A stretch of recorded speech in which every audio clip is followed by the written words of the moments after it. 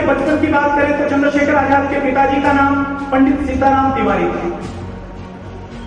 चंद्रशेखर आजाद का 14 वर्ष तक नाम चंद्रशेखर तिवारी था।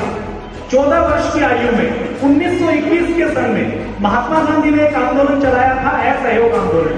पूरे देश में भगत सिंह से लेकर चंद्रशेखर आजाद ने अपने विद्यालय की पढ़ाई छोड़कर महात्मा गांधी के नेतृत्व में, उनके निर्देशन में पढ़ाई पर ठोकर मारकर असहयोग आंदोलन के लिए निकल पड़े थे। उसी असहयोग आंदोलन में उस समय चंद्रशेखर आजाद बनारस से अपना विद्या अध्ययन कर रहे थे। तो असहयोग आंदोलन के दौरान निरपराध आंदोलनकारियों पर अंग्रेजी पुलिस अत्याचार करती थी, लाठियां बरसाती थी। तो एक बार धरना दे रहे आंदोलनकारियों पर अंग्रेजों की पुलिस ने अत्याचार किया, लाठियां बरसाई। तो बालक चंद्रशेखर वहां पर खड़ा था, उससे यह बर्दाश्त नहीं हुआ।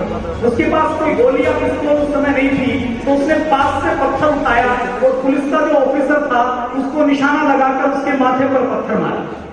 अंग्रेज अफसर के माथे से खून की धार बह निकली। चंद्रशेखर आजाद पत्थर मारकर गायब हो गए। अब क्योंकि पुलिस के अफसर के ऊपर पत्थर मारा था, तो अंग्रेजों की पुलिस पर आक्रमण करने वाले आक्रमणकारी को कैसे छोड़ दे, तो बनारस के हर विद्यालय को, हर धर्मशाला को मंगाला गया और 3 दिन बाद चंद्रशेखर आजाद को गिरफ्तार कर लिया। गिरफ्तार करने के बाद अंग्रेजों के एक जज के सामने लाया गया और वो जज इतना क्रूर था कि वो ये कहता था कि माफी देना जज का काम नहीं होता, किसी को पकड़कर छोड़ना ये तो शिकारियों का या चिड़ीमारों का काम होता है कि पंछी को पकड़ लिया और छोड़ लिया। हम तो अंग्रेजों के जज हैं, हमारा काम तो क्रूर से क्रूर सजा देना है। उसके कोर्ट में चंद्रशेखर आजाद को पेश किया गया।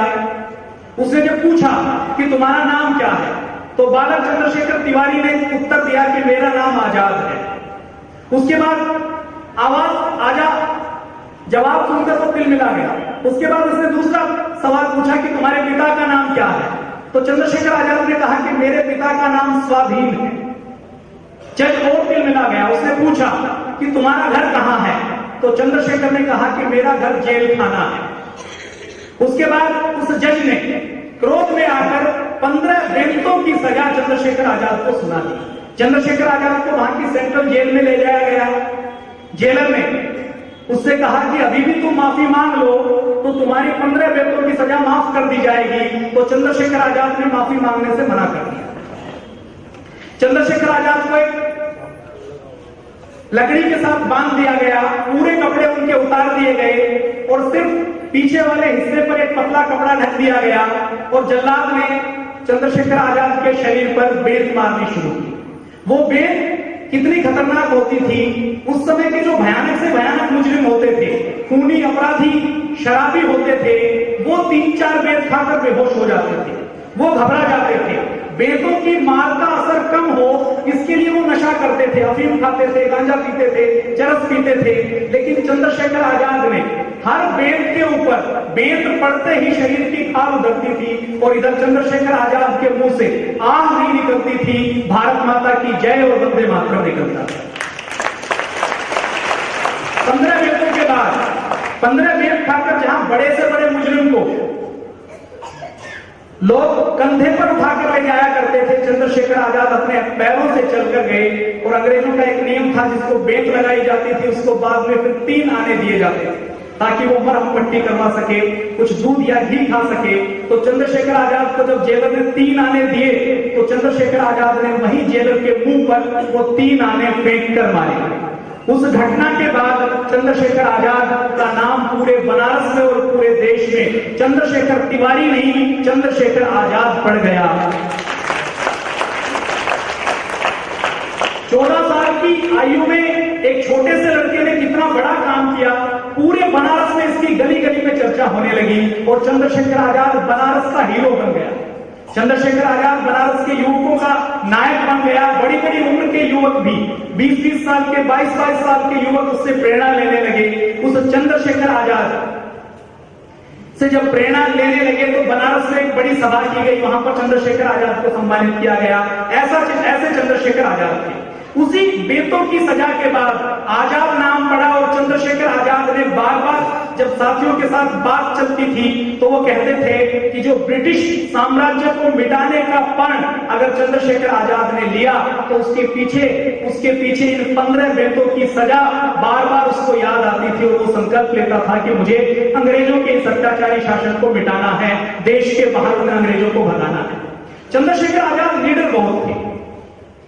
आप सब ने, आप क्योंकि शिक्षक हैं, चाणक्य के वंशज हैं, सारे देश के क्रांतिकारियों को, विदेशों के क्रांतिकारियों को पढ़ा होगा। मैंने भी थोड़ा सा अध्ययन करने की कोशिश की है, सारे क्रांतिकारियों को मैंने पढ़ा है, लेकिन जितनी निडरता, जितना साहस, जितना धैर्य, जितनी हाजिर जवाबी चंद्रशेखर आजाद के अंदर थी, उतनी भारत और दुनिया के किसी और क्रांतिकारी के अंदर नहीं।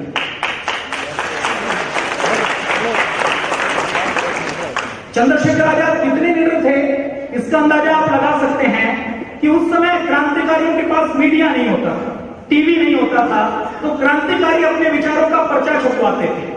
और पर्चा छपवाना कितना खतरनाक था, वीर सावरकर को 2 जंग की सजा केवल एक पर्चा छपवाने के लिए दी गई, काले पानी भेजी गई। माना उस जमाने में पर्चा छपवाना बहुत बड़ा गुनाह था। 1947 में हमें पूरी आजादी नहीं मिली, लेकिन आज इतनी आजादी मिल चुकी है कि हम कोई भी विचार व्यक्त कर सकते हैं, अपनी भावनाएं व्यक्त कर सकते हैं, सरकार के विरोध में बोल सकते हैं। उस समय इतनी आजादी भी नहीं थी। तो चंद्रशेखर आजाद और सारे क्रांतिकारी पर्चे छुपवाते थे चोरी छिपे किसी प्रेस में, खुद प्रेस में काम करते थे, प्रेस का काम सीखते थे, पर्चे छुपवाकर उसकी जो प्लेटें और जो दूसरी चीजें बनती थी, छापा बनता था, उनको डिस्ट्रॉय कर देते थे। तो चंद्रशेखर आजाद के साथियों ने एक पर्चा छपवाया और साथियों के बीच में चंद्रशेखर आजाद ने कहा, कानपुर की बात है कि हम ये पर्चा थाने के सामने लगाएंगे। अब सारे साथियों ने कहा कि ये क्या मूर्खता की बात है, थाने के सामने 24 घंटे सिपाही खड़ा रहता है, वहां पर तो पर्चा लगाना क्या कोई क्रांतिकारी जाए, ये भी नहीं सोचा जा सकता। तो चंद्रशेखर आजाद ने कहा कि मैं इस काम को करूंगा। तो सारे साथियों ने कहा कि पंडित जी ऐसा मत करो, फंस जाओगे, ये होने वाला काम नहीं है। तो चंद्रशेखर आजाद की निडरता देखो, उसने कहा कि मैं ये करके दिखाऊंगा। वो गए, अपनी पीठ के ऊपर पर्चे को उल्टा चिपकाया, गोंद दूसरी साइड ज्यादा लगाया, पीठ के ऊपर कम लगाया, सिपाही से जाकर बात करने लगे। बात करते करते सिपाही का ध्यान थोड़ा सा इधर हुआ तो दीवार के सामने सट गई, दीवार पर पर्चा चिपक गया, सिपाही थोड़ा सा मुड़ा, चंद्रशेखर आजाद गायब हो गए। और उसके बाद सिपाही देखता है कि मैं यहां पर पहरे पर हूं और भारत के क्रांतिकारियों की हिम्मत देखिए कि मेरे साथ